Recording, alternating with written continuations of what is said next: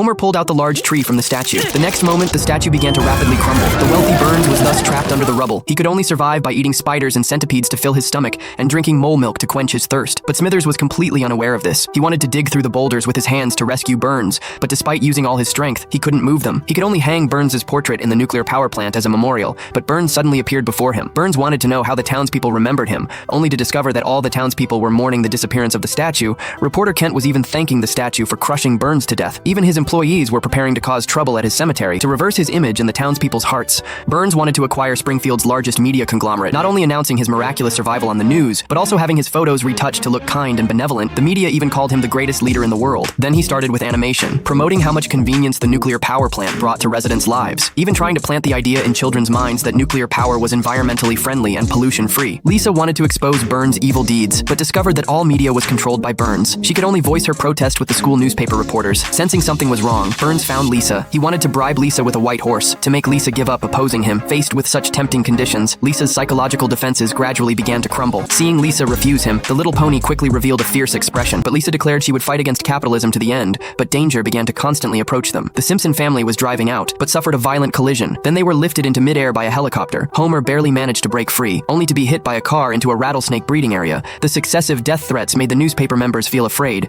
They unanimously decided to withdraw from this struggle. Now the team was left with only Lisa. Take the sob, Sister Act somewhere else. You're standing in my light. Lisa didn't expect that Bart actually hadn't quit. At this moment, Bart also understood a principle. Sometimes words are more powerful than fists. Oh, it's beautiful.